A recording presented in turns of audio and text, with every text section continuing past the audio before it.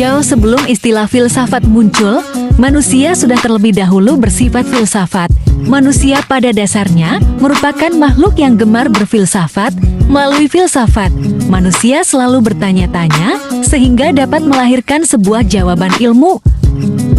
Filsafat adalah aktivitas berpikir manusia untuk memahami segala sesuatu. Filsafat berusaha memahami segala sesuatu dengan lebih mendalam. Definisi filsafat menurut para ahli. Plato mendefinisikan filsafat sebagai penemuan kenyataan atau kebenaran mutlak.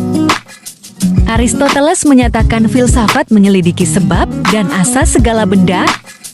Neoplatonisme berpendapat bahwa filsafat adalah bersekutu dengan ilahi.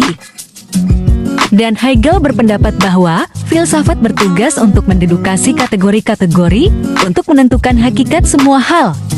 Secara istilah, filsafat dapat diartikan sebagai berikut. 1. Upaya spekulatif untuk mengkaji suatu pandangan sistematik secara lengkap tentang realistis. 2. Upaya untuk melukiskan hakikat realitas akhir dan dasar serta nyata. 3. Upaya untuk menentukan batas-batas dan jangkauan pengetahuan, sumbernya, hakikatnya, keabsahannya, dan nilainya. Dari definisi tersebut, terdapat 5 sifat penting. Yang pertama reflektif, yaitu filsafat menelaah asumsi dasar tentang budaya. Yang kedua normatif, filsafat berhubungan dengan muatan nilai seperti benar dan salah, baik dan buruk, dan sebagainya. Yang ketiga kritis, filsafat tidak didapat begitu saja, tapi melalui tantangan terhadap kepercayaan-kepercayaan tradisional.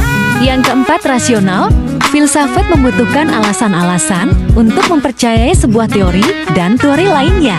Dan yang terakhir sistematis, filsafat yang bagaimana melihat sesuatu saling berhubungan. Istilah peradaban dalam bahasa Inggris disebut civilization. Istilah peradaban sering dipakai untuk menunjukkan pendapat dan penilaian kita terhadap perkembangan budaya. Manusia beradab dapat diartikan sebagai manusia yang memiliki kesopanan dan kehalusan budi pekerti.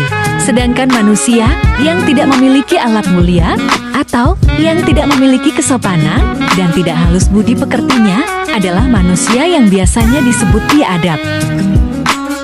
Peradaban merupakan sebuah keniscayaan sejarah umat manusia. Secara etimologi, kata peradaban berasal dari kata adab yang berarti kehalusan dan kebaikan budi pekerti, kesopanan, dan akhlaki. Ruang lingkup filsafat dan peradaban. Ruang lingkup filsafat adalah segala sesuatu lapangan pikiran manusia yang amat luas, segala sesuatu yang mungkin ada dan benar. Benar ada nyata, baik material konkret maupun material abstrak, tidak terlihat. Sedangkan, ruang lingkup peradaban mencangkup segala aspek yang dihasilkan oleh manusia dari hasil pemikirannya. Hasil pemikiran tersebut senantiasa identik dengan ilmu pengetahuan, atau yang disebut sebagai berpikir filsafat. Korelasi antara filsafat dan peradaban, beberapa contoh negara-negara dengan peradaban dan perkembangan filsafat yang mengalami perkembangan lewat bahkan keruntuhannya. Yang pertama Yunani, pada zaman klasik ada pertengahan dikenal sebagai pusat peradaban karena banyak melahirkan para filosof dunia. Setelah abad pertengahan hingga saat ini, filsafat mati di Yunani. Yang kedua Arab Saudi atau Baghdad. Baghdad adalah sumber daripada ilmuwan dunia.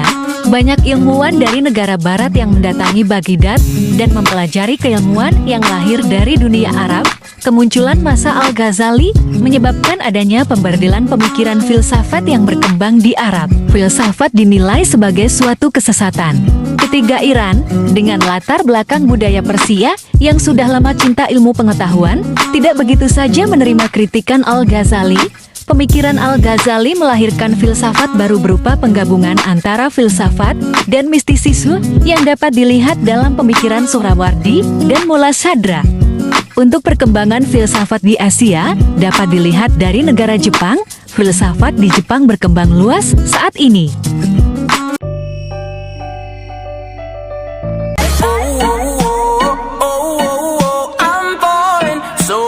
Taking my time on my ride. Oh, oh, oh, I'm falling. spend my time on my ride.